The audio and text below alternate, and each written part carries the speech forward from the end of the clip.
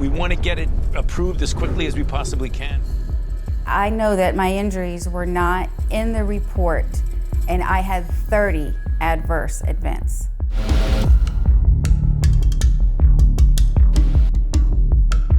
I trusted the government, I trusted the health agencies, I trusted the drug company, and I gave my body essentially to science. I didn't realize that that meant that if something were to go wrong, that I would be left for dead. The drug company was nowhere to be found. They were, poof, gone the second there was a problem. She's in a wheelchair. She's got a feeding tube. Take this out. She couldn't feel from her lower waist down. And at that point, she couldn't walk anymore. She literally couldn't move her legs. People need to hear that this trial data is corrupted. I wanted people to be aware of the way that these clinical trials are being run. We were shocked to learn there were more serious adverse events in the vaccine group.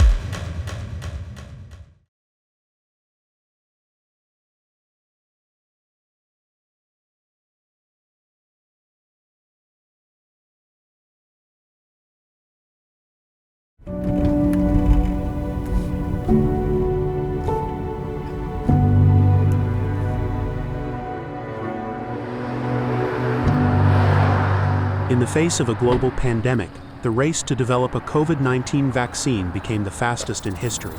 These vaccine trials were hailed as scientific triumphs, promising hope and protection. While billions trusted the results, critics have raised questions about the full story behind the trial data and the reports of health problems during the trials. This film explores the experiences of some trial participants, asking whether anything was overlooked and what that might mean for the institutions we trust to protect us. One more time, I'm going to count to 5, and if you're not out of bed, you are getting grounded. Let's meet Maddie, a healthy and active 12-year-old who took part in the Pfizer COVID vaccine trials conducted by Cincinnati Children's Hospital. 2, 3.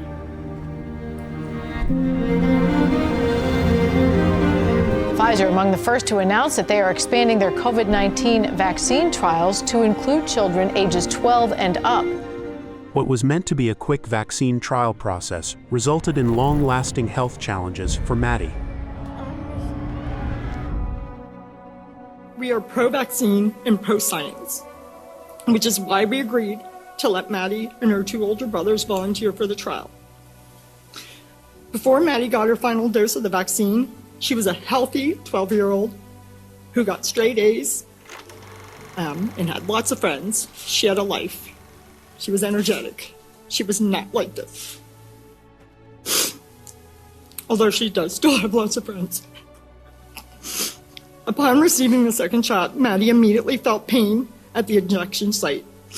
And over the next 24 hours, she developed severe abdominal and chest pain. And the way she described the chest pain, and I quote, "It feels like my heart is being ripped out through my neck."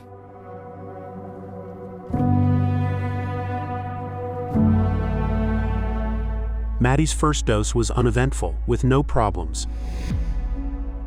The very day Maddie received the second dose, she started to experience serious health problems. So she went to school, somehow made it through the day. I don't know how. Walked in the door. I was at work. My husband works from home. Dropped her backpack and looked like death by the time she walked right into my husband's office. My husband immediately called. There's a trial line number that you're supposed to call when it happens. So he called them and they're like, well, we need to contact the principal investigator. We'll call you right back. They called right back. In between that, he called me back and I hear her in the background, Mom, Mom, my heart feels like it's being ripped through my chest. Stephanie recalls that it started with scream-inducing abdominal pain, frequent fainting spells, multiple seizures a day, painful electric shocks in her spine and neck, and the sensation of pins and needles in her feet, which eventually led to the loss of feeling from her waist down. It started at the bottom, it started with tingling, and it kept moving up her body, and it got to the point where the tingling stopped. but she couldn't feel from her like lower waist down. And at that point, she couldn't walk anymore. She literally couldn't move her legs.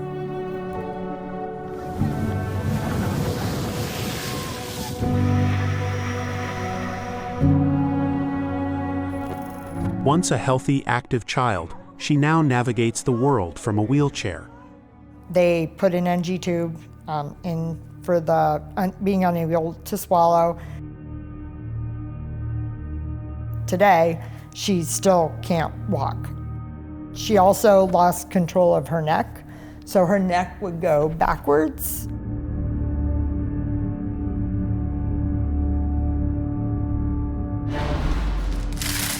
Maddie? Maddie.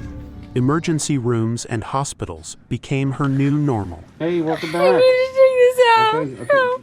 Give me, please. The most difficult times were in the very beginning where she was in such severe pain. Like the severe pain eventually got, I wouldn't say better. She has like a constant pain that's her normal, but like the zapping and stuff eventually stopped.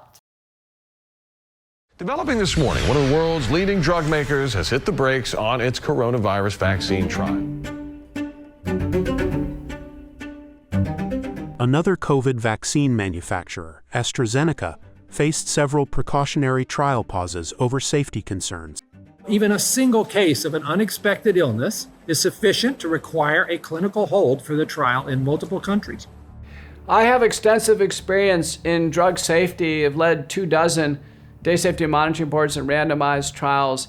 In one case like Maddie's, the entire program should have been halted. We should have had a complete review. She should have had detailed testing, and the program should never have been restarted unless there was assurances that that would not happen again.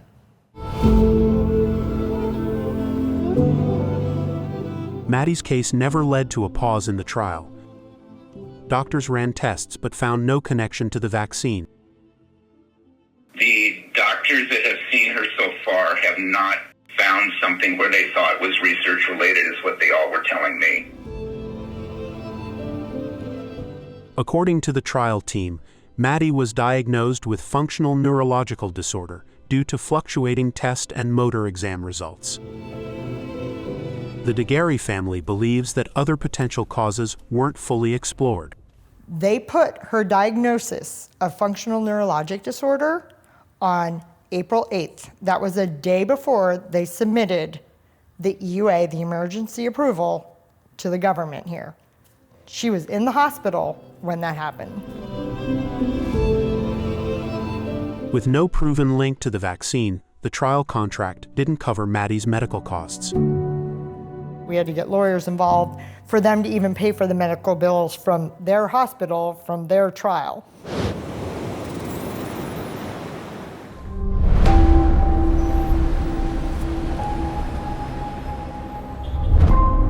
Aaron Series Practice is the largest non-governmental team that deals with vaccine injury claims.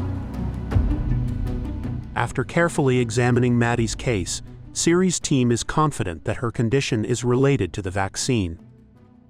This is not just anybody claiming they got an injury. This is one of the actual participants in the 12 to 15-year-old clinical trial who suffered a serious injury.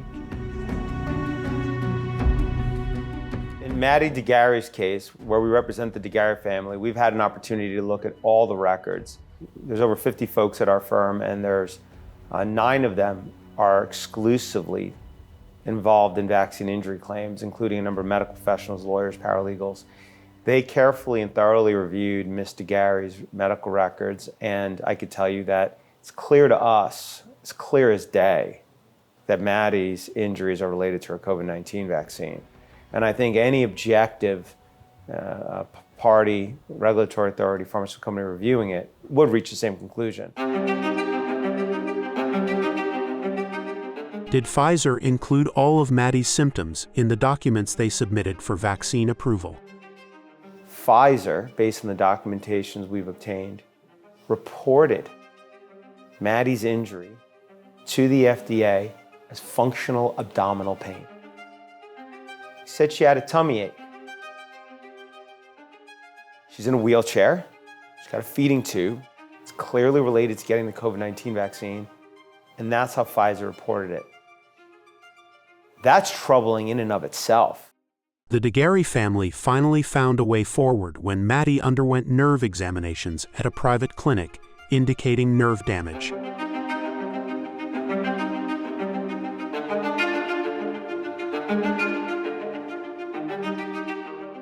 Maddie's parents have tirelessly reached out to health agencies pleading for help. Yet after 4 years, they still feel abandoned. They feel that both the company and health agencies have failed to provide meaningful support or offer solutions to Maddie's ongoing struggle. Stephanie knows other trial participants who reported serious health problems. There's other similar stories. Gustavo with the Pfizer.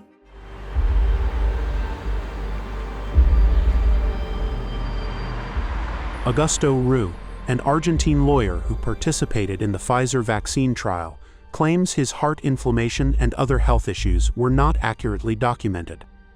De que se reconoce que existieron estos efectos adversos, pero que no existió respuesta alguna por parte del equipo de investigación ni por parte de las autoridades estatales en la República Argentina.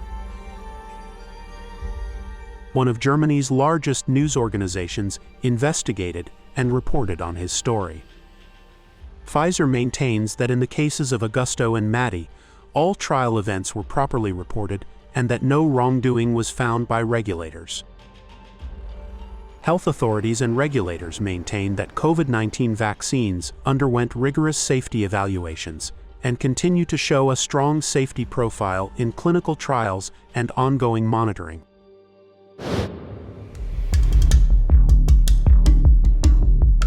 These trial participants are questioning why their post-vaccine health issues were never publicly acknowledged. In the vaccine trial study report, serious adverse event cases are flagged. These participants say theirs were not. I know that my injuries were not in the report, and I had 30 adverse events.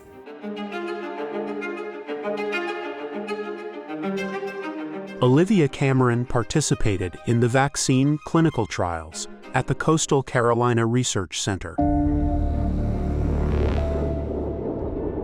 Following the second shot, Olivia faced a nightmare of devastating health problems that made her life unbearable. Among the long list of symptoms were excruciating nerve pain, severe neurological problems reminiscent of dementia, stuttering, and a feeling of being off balance. And I was really, really scared.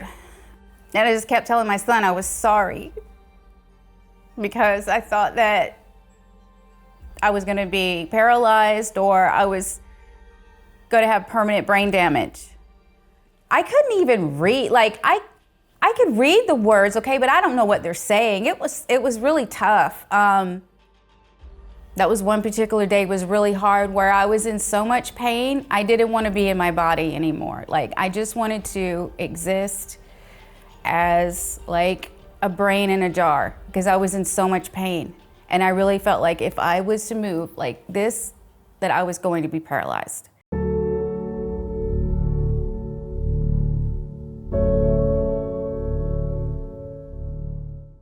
There was so much inflammation from the shot that my muscles just locked up like this.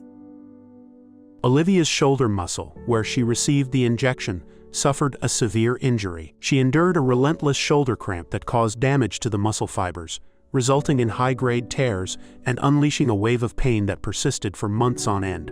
You know, it said in the contract, if you are injured as a result of the study drug, we will get you medical care, and they never got me any medical care. Olivia feels the vaccine manufacturer and research center should have responded swiftly with support and testing. Like in Maddie's case, Olivia felt abandoned. My insurance company finally provided the MRI.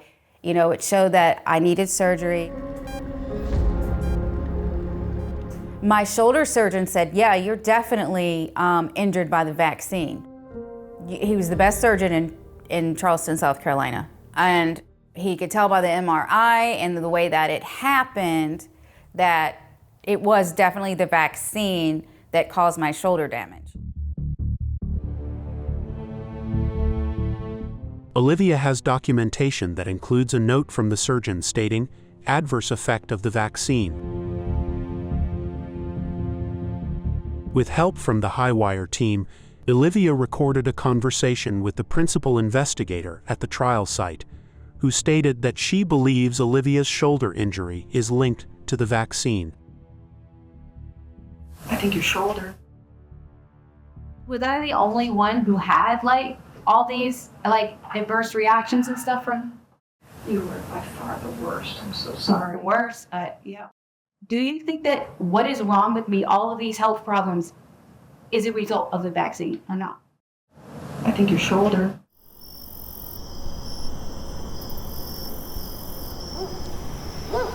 Olivia is a recovered cancer patient, but after receiving the vaccine, her lymph nodes in the arm where she got the shot became severely swollen. They were suspicious of lymphoma because, all of a sudden, you got these lymph nodes swelling up. According to Olivia, because the biopsy showed her lymph nodes appeared unusually melted, she suspects her lymphoma may have been triggered by the vaccine. The very old doctor, he said that it started here. The vax arm is the one that said definitely T-cell lymphoma, and the surgeon said he never saw lymph nodes like that before. The color and the way that they were just like melted together. There is no proven medical connection between Olivia's lymphoma and the vaccine, nor is it listed among FDA side effects.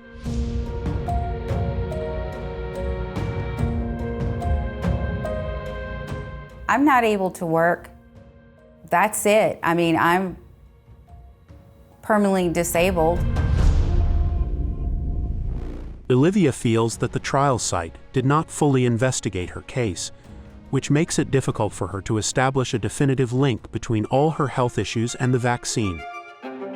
Regulators stated that clinical trials demonstrated that serious adverse events were very rare and that the benefits clearly outweighed the risk.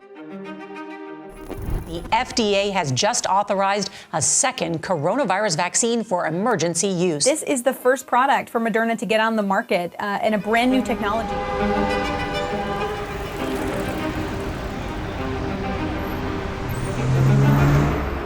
Although regulators have not suggested any foul play, trial participants suspect their stories could have jeopardized vaccine approval.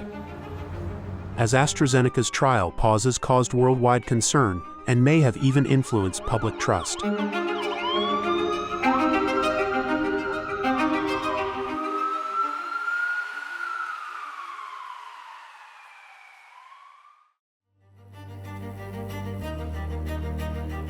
The most anticipated event of the pandemic was the approval of the first COVID vaccines.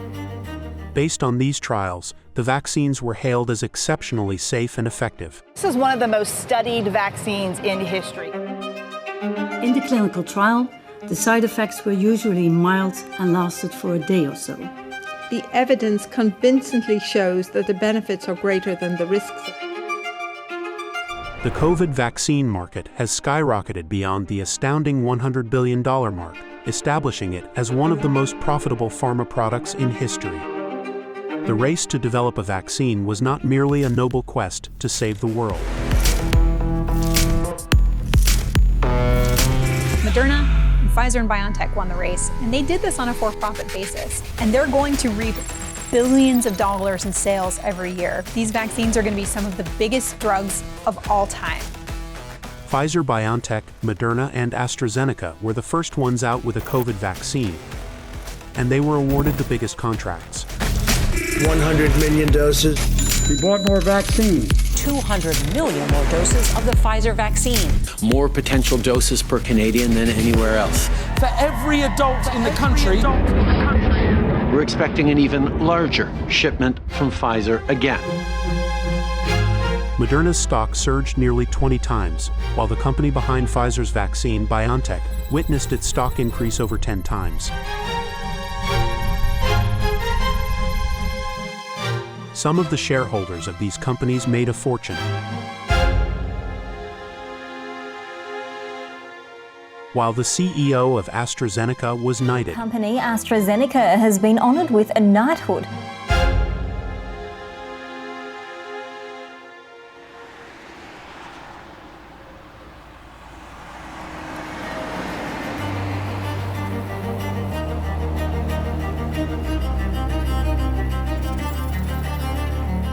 The AstraZeneca vaccine showed promising results after trials in the U.S. There had been some reports about the vaccine linked to blood clots in Europe. As a staunch supporter of science and vaccines, Brianne participated in the AstraZeneca vaccine trial in Utah at Velocity Clinical Research. She volunteered for a clinical trial. The reality is I am in pain every second of every day. Now, you have suffered greatly over the past few years. I've got to be totally honest with you. I mean, it almost put me 6 feet under. You've been in the Daily Mail in the UK, you've been on Bloomberg internationally, so your story is getting out now.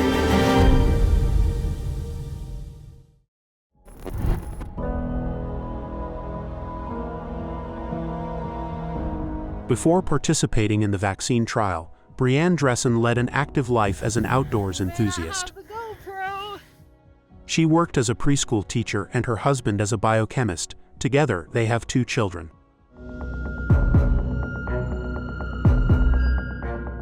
I gave my body essentially to science.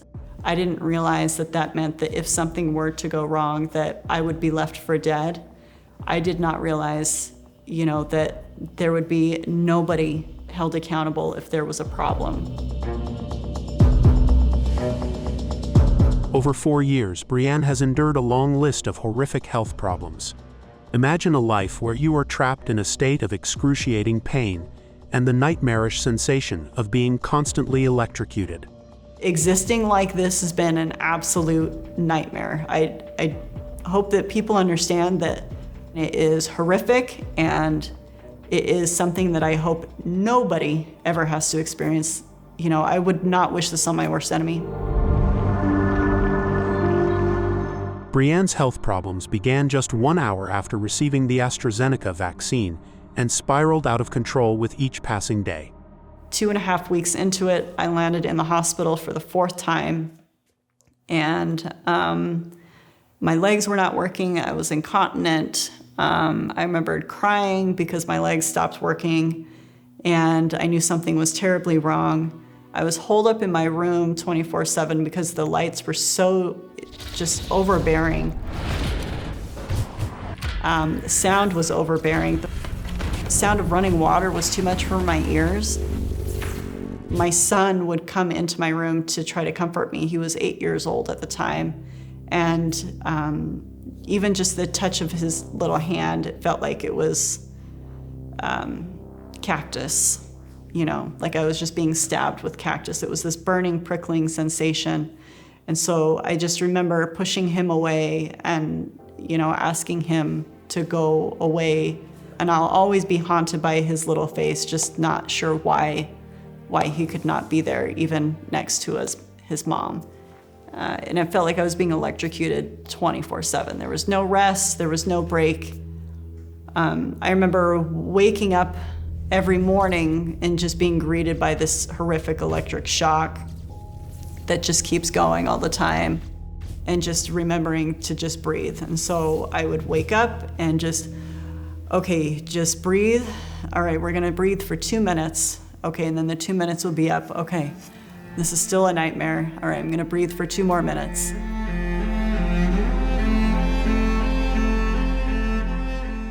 And there was no doctor that knew what was going on. The test clinic was very frustrated with the drug company. They were very confused. They couldn't understand why the drug company wasn't calling us.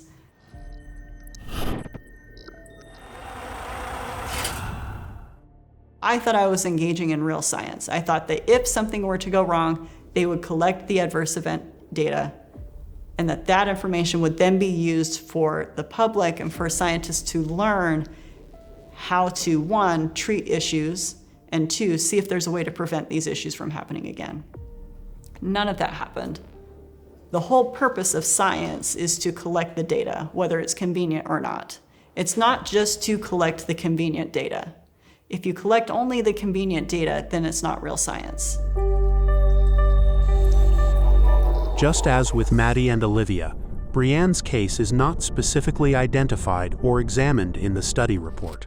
So while I was holed up in the hospital, the drug company called and they said, you've had an adverse reaction to the vaccine. We're going to advise you to forego getting the second shot. In the clinical trial report that they are displaying to the public, it states specifically that the patients chose to forego getting the second dose, which is totally not the truth in my case. They told me not to get it. But that's the convenient loophole. If you didn't finish the series, then you don't have to follow the patients. We're just dropouts.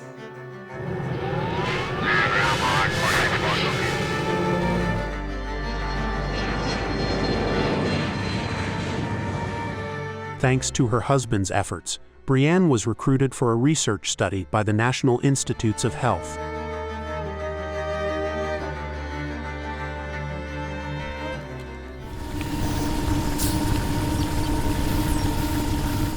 They flew me to the NIH in June of 2021. They did tests, they did treatments, they did full-on evaluations. They had a whole bunch of other treatment recommendations. They had concepts and theories behind what was going on. In the study conducted at the National Institutes of Health, they found evidence of nerve damage in patients who experienced serious neurological symptoms after receiving the COVID vaccine. They examined 23 patients to determine whether their neurological symptoms were linked to vaccine-related nerve damage, using tests like nerve exams, skin biopsies, and neurological evaluations.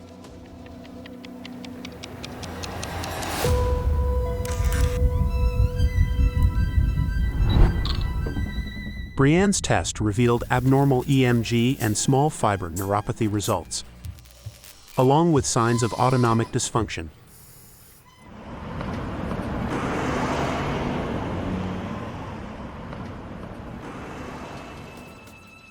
NIH doctors diagnosed her with post-vaccine neuropathy and severe POTS, a condition causing heart dysregulation.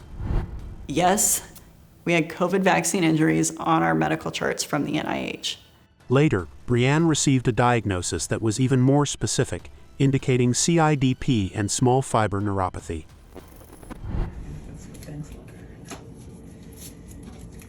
Maddie's exams also indicated signs of nerve damage and dysautonomia.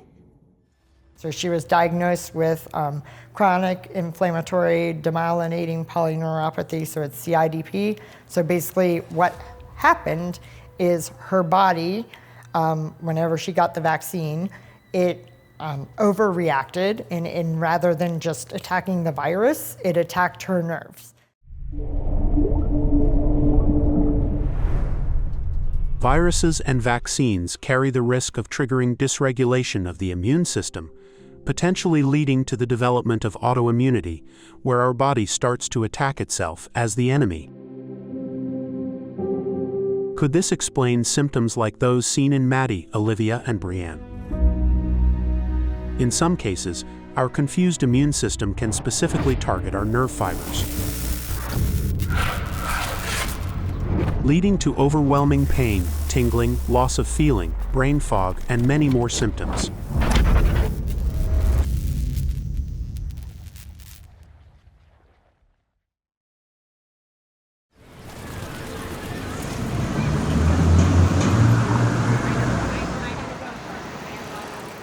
We've learned the FDA's top vaccine regulator, Dr. Peter Marks, has resigned. His sub-agency, it was the one in charge of handling, regulating vaccines for the entirety of the FDA. Dr. Peter Marks was the mastermind behind Operation Warp Speed, the largest vaccine project in history. Dr. Marks, come on out. Why should Americans trust these vaccines? Dr. Peter Marks, who was recently dismissed from his role, was one of the most influential figures in overseeing vaccine safety at the Food and Drug Administration. FDA staff members are like your family. The FDA is considered the gold standard regulator of medical products. FDA officials were impressed by the trial results, praising the vaccines as exceptionally safe and granting them emergency use authorization. The data provided by the sponsor have met the FDA's expectations. While regulators highlighted the vaccine's strong safety profile, scientists from prestigious universities called for greater transparency in the trials and the approval process. We have made this review process as transparent as possible. Nothing's being hidden. It's all open and transparent. While promising full transparency, the FDA requested a 75-year delay in releasing the complete Pfizer data, citing a lack of resources. A judge in Texas has ruled that the FDA cannot take 75 years to release data about the COVID-19 vaccines.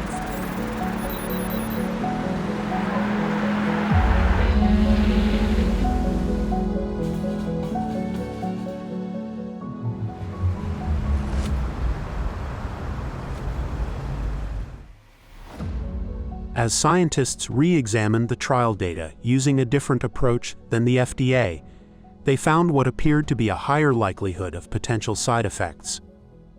My name's Dr. Joseph Freeman. I'm an emergency physician and a clinical scientist. I specialize in harm-benefit analysis. Nearly all medical interventions also cause harm. So what we do typically with this is we try to compare them side by side. Do the benefits outweigh the harms, or do the harms outweigh the benefits?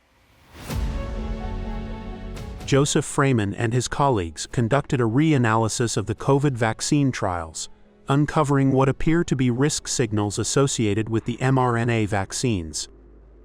In our reanalysis of the original clinical trial, we were shocked to learn that within the Pfizer trial, there were more serious adverse events in the vaccine group. There was 36% more, which amounts to a 1 for every 555 people experienced an additional serious adverse event. And we found that the vaccines in the clinical trials themselves appeared to be at least 2 to 4 times more likely to cause a serious adverse event than to prevent hospitalization.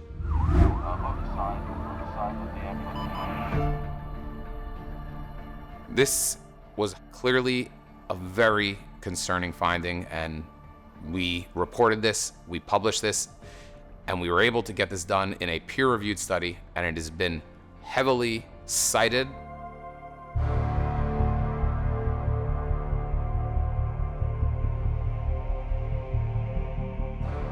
With billions vaccinated, millions reported health issues shortly after vaccination, including serious cases like blood clots, hospitalizations, and neurological symptoms.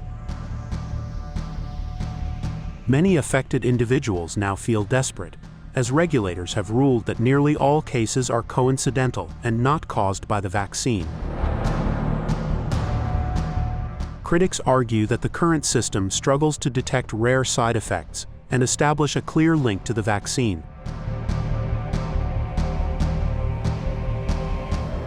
Our surveillance system really can only identify things like myocarditis. Our system can identify huge relative increases, like a 500% increase.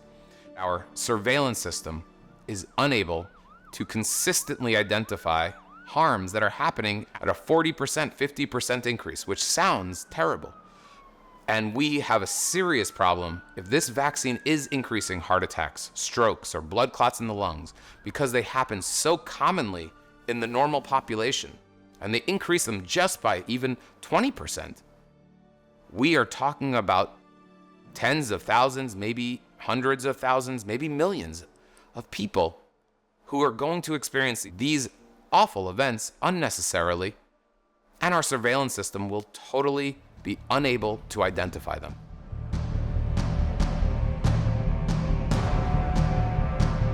Large-scale studies have identified risk signals that need further investigation. Some studies have found new risk signals linked to very specific health conditions, but research is very limited. The largest COVID vaccine study to date was just released. 99 million people from around the world. They identified these very significant problems that were neurologic, cardiac, or hematologic issues. You wouldn't want to see these issues, right? Or you wouldn't expect to see these issues. And if you did, you'd want to see them at a low rate. There's tens of millions of people out there that are screaming from the rooftop saying that after they had the vaccine, they have suffered symptoms that have impaired their activities of daily living. The authors of these studies declare that the benefits outweigh the harms.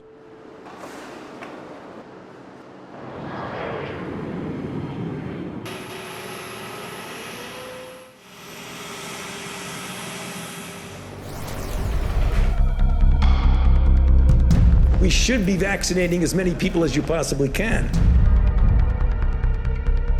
To everyone in the entire world. Vaccine Super site opens today at Yankee Stadium.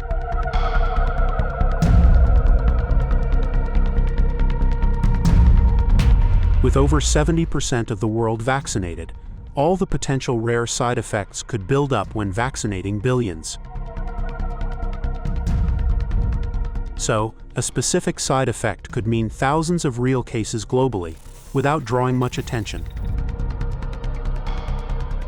It's quite clear that what we saw in the original clinical trials was that not one single type of serious adverse event was what occurred.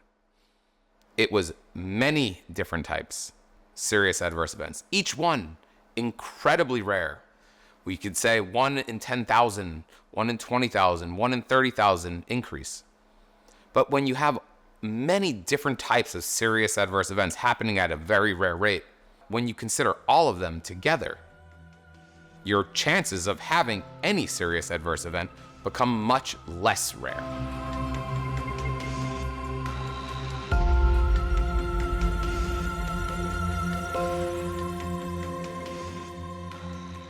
These rare side effects might go unreported, as doctors across the world don't believe the sufferers. This can lead to challenges in receiving proper care and support from the medical community. So the experiences of the COVID vaccine injured, there's a lot of things that are very similar, right? You know, everybody goes to the doctor, everybody's been gaslit. The hesitancy on the government agencies to acknowledge this is also something that's similar across the globe.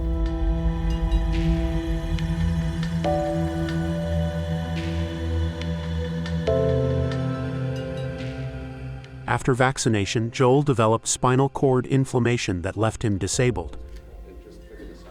Before the disability, he was a respected surgeon. Before my injury, I trusted my healthcare organizations. I trusted my federal agencies to do their job. And the FDA's mission, if you look at their website, is to protect the population from drugs and medical devices. The government wasn't helping anyone. So we realized that if anything was going to happen, we were going to have to do it ourselves. We needed to start a legal nonprofit so we could really take our negative reactions and change them into positive action. We needed to become far more than just sad stories. Brianne and Joel founded React 19, a science-based support group for over 39,000 sufferers, hoping the agency responsible for vaccine safety would be their lifeline. I'm happy to start. I'm Peter Marks, Director of the Center for Biologics Evaluation and Research. I've told Peter Marks to his face on a Zoom that he failed. Because the agencies have not done their job on our behalf, we have people that are permanently damaged. We struggle very diligently to try to understand safety signals. The calls with Dr. Marks have been pretty much of a joke or a farce. He listens. He says he'll get back to us. Okay, he never does. We email him with a set of questions, never get a response. It's just wrong. They're supposed to be proactive ones that are looking out and protecting us. These 30,000 seriously injured individuals in this one group, in just the United States, and there are countless people around the world in the same position, that there could be this cacophony of crying and suffering and pain in every corner of this country and other countries around the world, and our health authorities could simply ignore them and turn a blind eye to them. But recognizing that COVID-19 vaccines cause the harm to those individuals directly abuts the policies that these agencies are pushing. When it comes to pharmaceutical companies, all those injured people, they all stand in the way of billions of dollars of profits.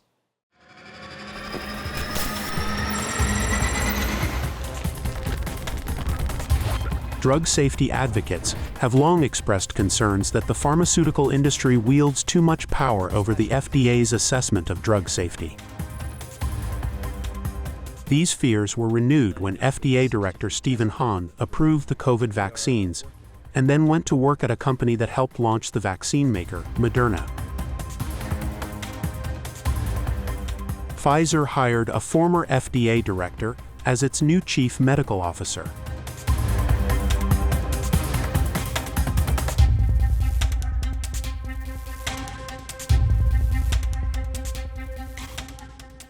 And regulators, unfortunately, have started viewing themselves not as the ones who need to assure safety or oversee it, but more as partners with the industry and getting these products licensed, developed, and pushed out to the marketplace as soon as possible. To see that in action, one need go no further than looking recently at the FDA's homepage. What you're going to see is basically an ad for the bivalent COVID-19 vaccine.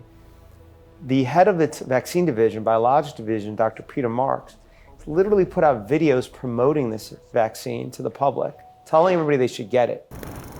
Vaccines are safe and serious side effects are rare. Seriously consider getting vaccinated if you're eligible. Getting a bivalent vaccine booster dose is critical. The FDA is there to license the vaccine, to review the data and ensure it's safe and effective. It has no role in promoting the vaccine. It's not its job. But it is so far gone from its regulatory role.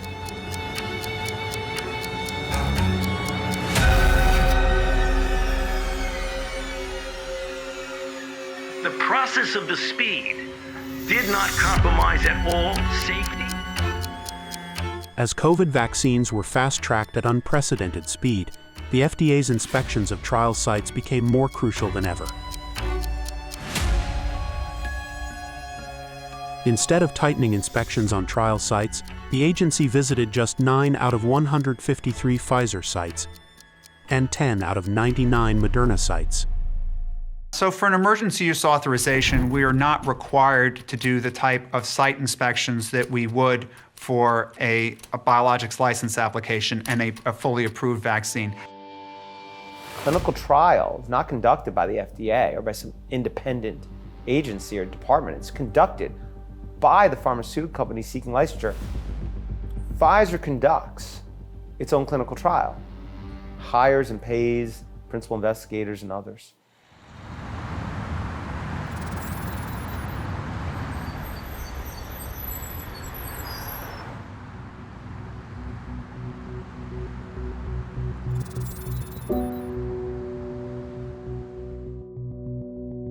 Brooke Jackson was a regional director for 2 of the Pfizer-BioNTech vaccine trial sites in Texas. I wanted people to be aware of the way that these clinical trials are being run. She became a whistleblower, and her allegations about problems at the trial sites were reported by the British Medical Journal, a respected medical publication. They knew that they were in trouble. I warned them multiple times, if the FDA were to ever walk into this clinic right now, my experience is that this clinical trial site would be closed for non-compliance, for violations of You know, all the regulations that we're supposed to follow and potentially be investigated for criminal activity.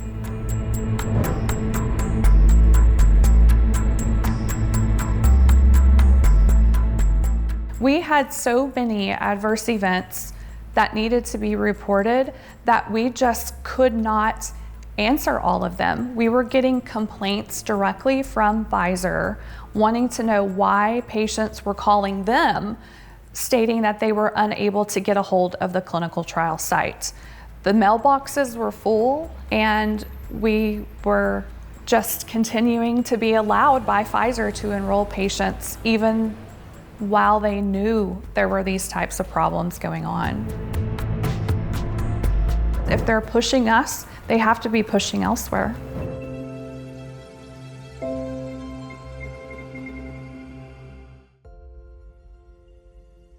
Everything that I saw, the fabrication of data, the falsification of data, the sloppiness in the way that they practiced medicine and in clinical trials, for a sponsor to allow it to continue so that they can bring a product to market first was just such an eye-opening experience.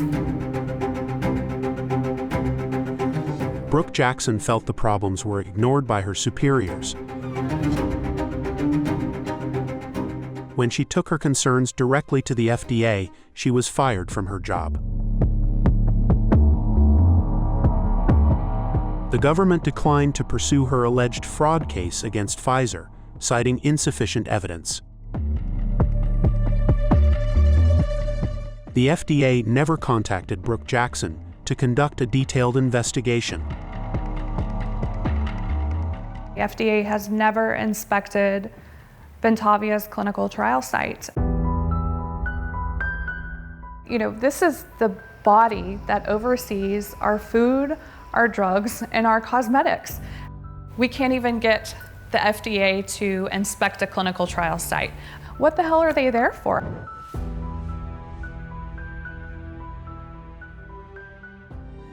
Please. Thank you, Doctor. Thank you, Mr. President.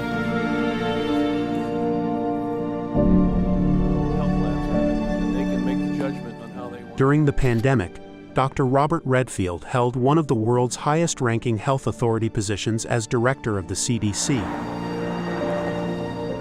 the very agency responsible for overseeing vaccine safety. The former CDC director has been a strong advocate for COVID vaccination, but he also acknowledges that vaccine injuries have consistently been downplayed and underreported. There was not appropriate transparency from the beginning about the potential side effects of these vaccines. There was inappropriate decisions by some to try to under-report any side effects because they argued that would make the public less likely to get vaccinated. I do think one of the greatest mistakes that was made, of course, was mandating these vaccines. They should have never been mandated. It should have been open to personal choice. They don't prevent infection. They do have side effects.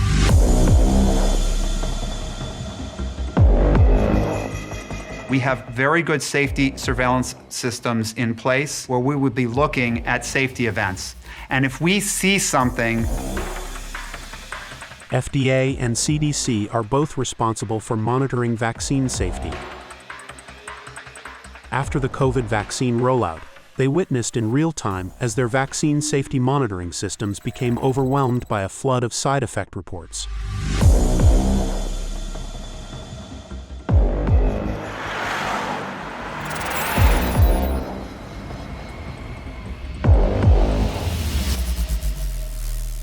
Peter Marks, one of the heads of the FDA, testified that the agency was blindsided by the massive increase in reports. Dr. Marks, was the government prepared for such an avalanche of reports to VAERS? We tried to be prepared for that, but the avalanche of reports was tremendous, and it again required retasking people on the fly. Here's the current VAERS report, the COVID vaccines, over 37,000 deaths. Today, by the way, 24% of those deaths reported are occurring on the day of vaccination within 2 days. I mean, total number of adverse events reported, 1.6 million.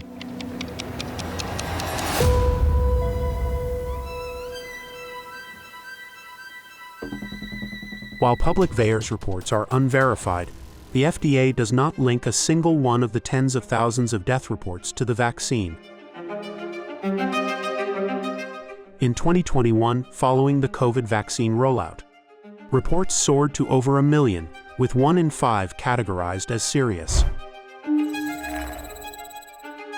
Despite the large number of reports, regulators and companies state that they have reviewed the data and found no serious safety concerns. Pfizer, after rolling out the vaccine, realized they need to hire over another 1,000 individuals to just be able to have the support they needed to process all of the injury reports. So that obviously was unexpected.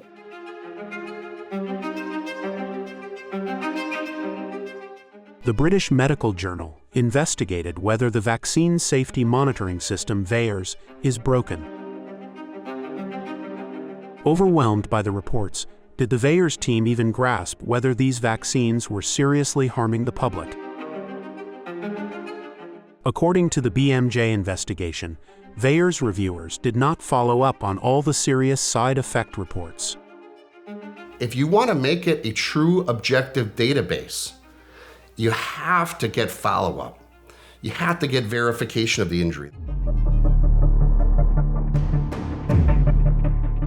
Despite Joel reporting his serious health problems, he was never contacted by VAERS clinical reviewers, and as a result, he is missing from the adverse event statistics. Since my injury, how many people have called me to find out how I'm doing? 0. If you look at VAERS, I'm listed as not serious. Okay, I'm disabled, I have a spinal cord injury, I have dysautonomia. Okay, I'm listed as not serious because I wasn't hospitalized and I didn't die.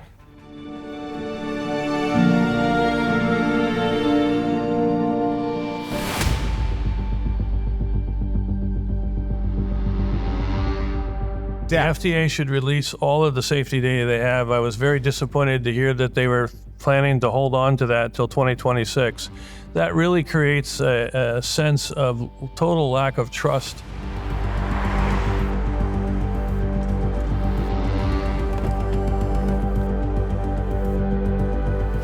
Health agencies have been slow to release crucial information on vaccine safety, even fighting legal battles, making it difficult for scientists to evaluate the potential risks of these vaccines.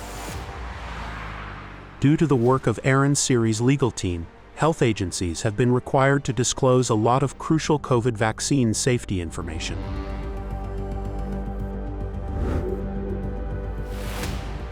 For instance, data collected by the largest vaccine safety monitoring app revealed that thousands of users reported health issues. What we saw was that in fact 7.7% of V-Safe users reporting needing medical care after a COVID-19 vaccine. And the CDC hid that data from the public for that entire period that we were demanding it. And in fact, to today, the only way you would know that number is by looking at the raw data or going to, on the ICANN website, they created this V-Safe dashboard that lets you analyze and see the data in action. The V-Safe app includes a free-form field where users can describe any health issues they experience after vaccination. Some of the accounts describe hospital visits and heart problems. You can visit the ICANN website to explore all the reports, and by searching with keywords, you'll find thousands of reports mentioning irregular heart rate, chest pain, neurological issues, and more.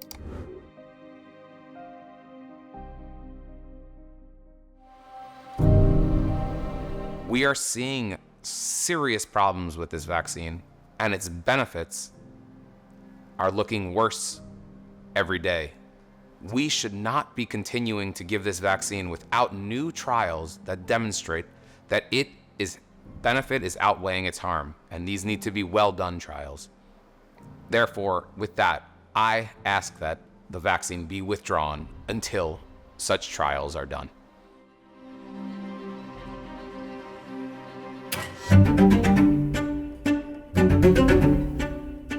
We can reasonably quickly get to the herd immunity. It is widely acknowledged that COVID vaccines do not stop the spread of the virus.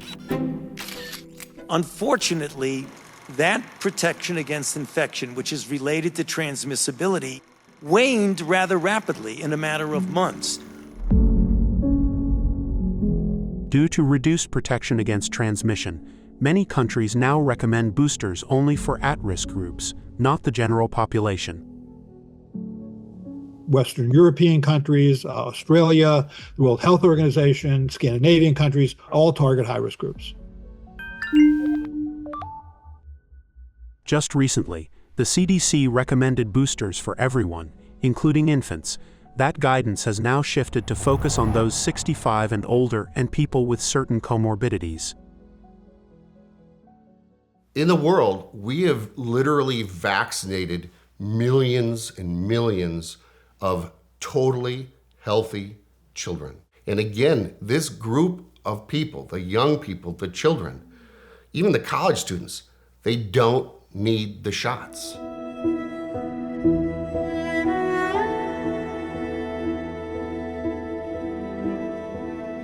I can assure you COVID-19 was a very serious disease.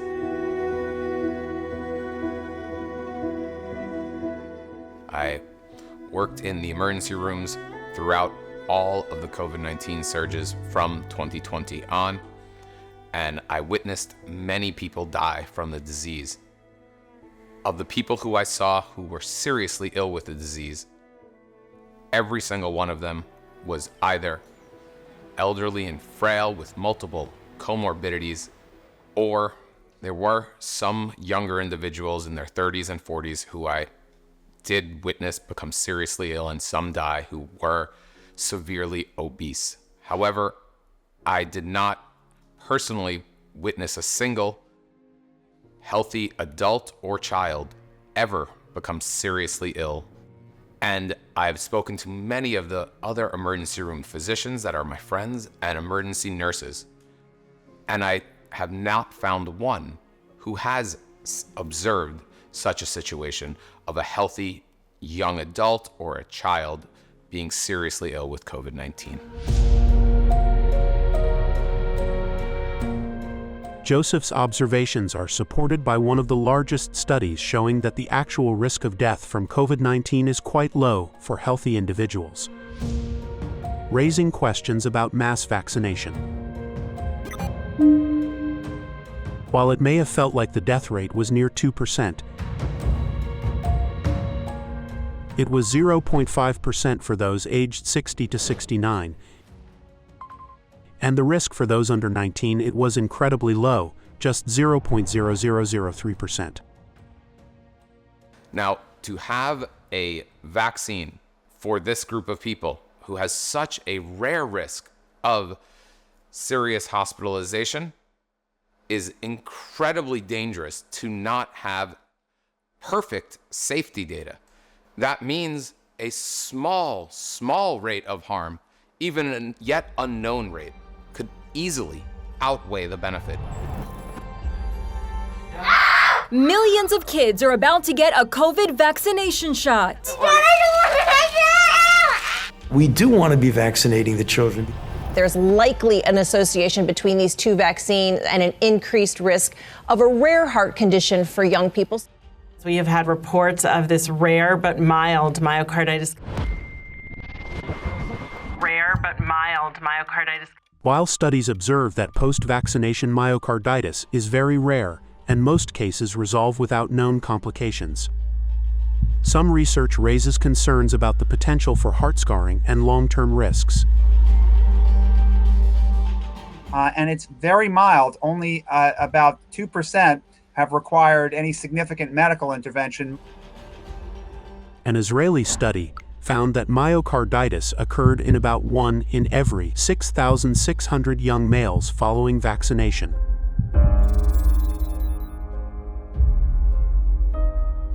A large-scale Scandinavian study reported the rate of heart inflammation post-vaccination to be 1 case per 5,400.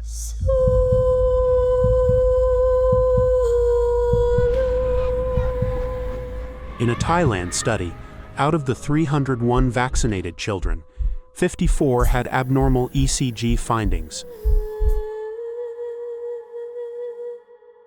7 participants showed markers of clinical or subclinical heart inflammation, and one of those children required hospitalization. They found the risk of myocarditis to be 2%, 1 in 50. Well, that's alarming.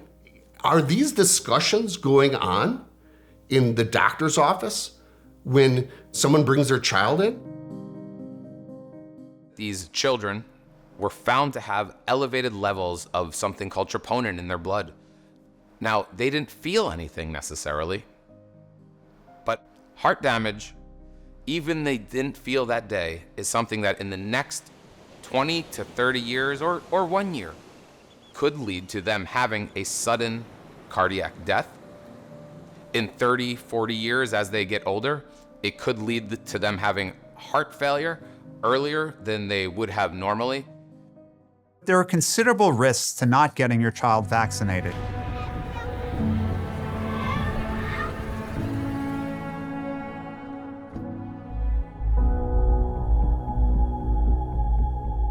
I decided to do the right thing and keep my son safe. This turned out to be the worst decision in my life. Suddenly my son was dead, and I was planning his funeral. Junior's autopsy showed that he had myocarditis. Junior was a healthy boy. I know nothing will bring Junior back, but I miss him every day. My pain is unbearable. The only thing I can do now is try to help others.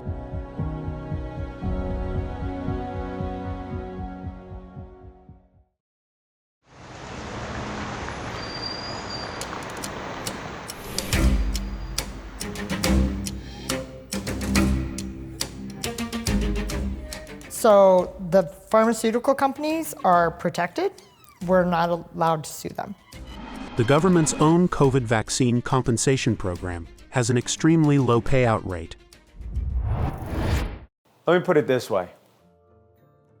If I came to you and I said, hey, I got a business idea. Here's the idea.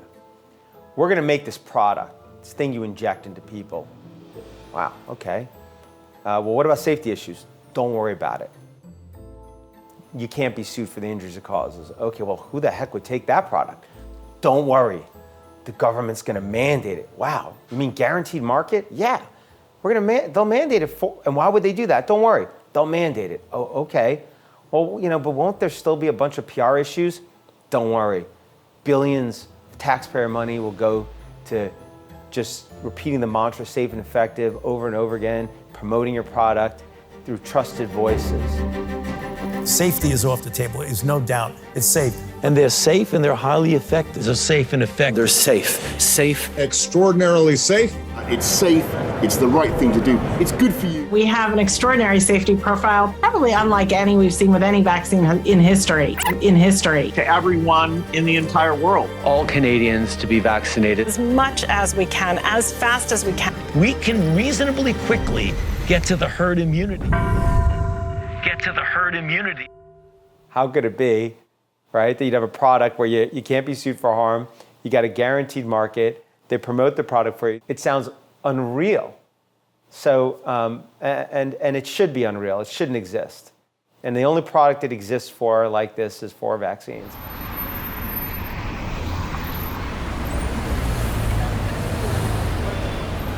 Kansas is suing Pfizer over how it marketed its COVID-19 vaccine.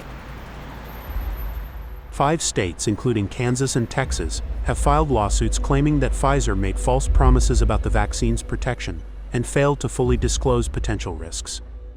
The Kansas Attorney General is now suing Pfizer for what he says are misleading claims the company made about its COVID-19 vaccine.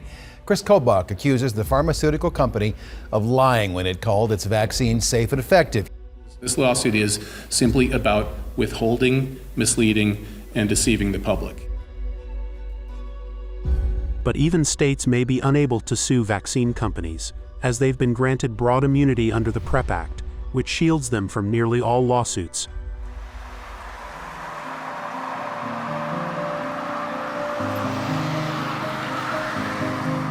this film presents a perspective on vaccine safety and injury claims.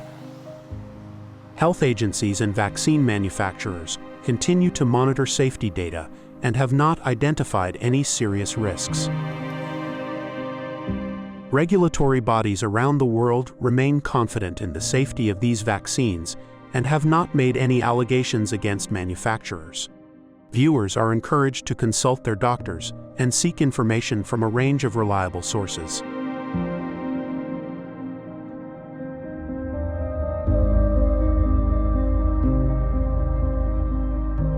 The post-vaccination patients and COVID long haulers share a tragic fate, both experiencing neglect and helplessness.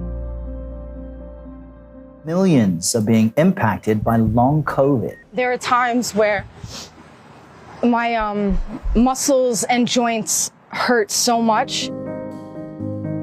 The solution for helping sufferers is more in-person research with those affected, like the study Brianne participated in.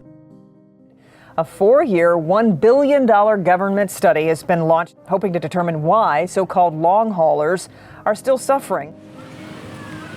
Yet, there has been very limited research funding from the NIH for post-vaccination issues. There is no money being funneled in from the NIH or any of these other major places where research dollars come from to be attributed to COVID vaccine injuries. Why is that? Why isn't anyone thinking that that's a strange thing? So I won't stop the fight for you. Yes, I will always fight for you. I will brave every attack, and I will not give up on you. I will always have your back. They go back to the FDA, the CDC, the medical establishment, the medical institutions that all pushed them, promoted to them to take that product. And they go back and say, hey, I did what you told me to do. I followed your advice. I've got this serious issue. I've got this really bad neuropathy. And the reaction often is one of disbelief, rejection. And these people go to them pleading, often crying, and they get no help from those same institutions.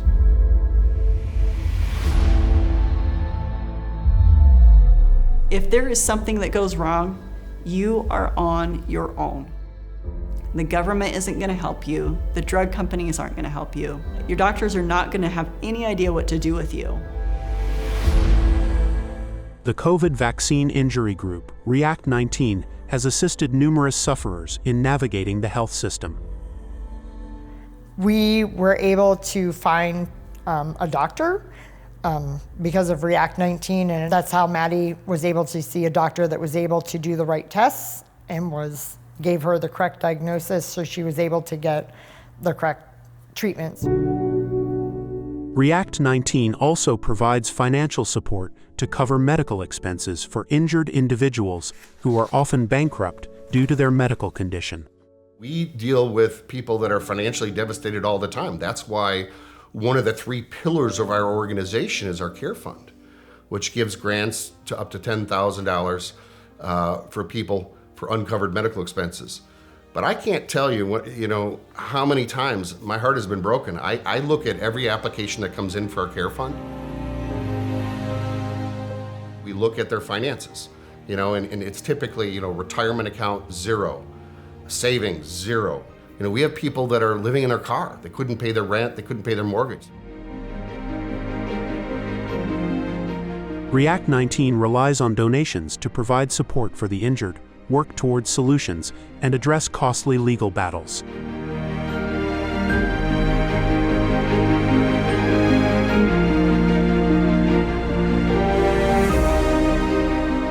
The community of people that are like me that I have learned and have connected with is the most beautiful community. I have a new family now. It's my injured family.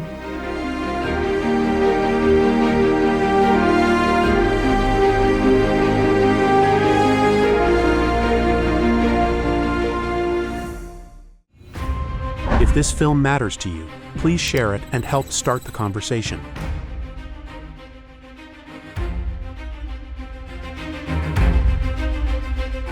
For official guidance, visit the website of your regulatory agency and consult with your healthcare provider.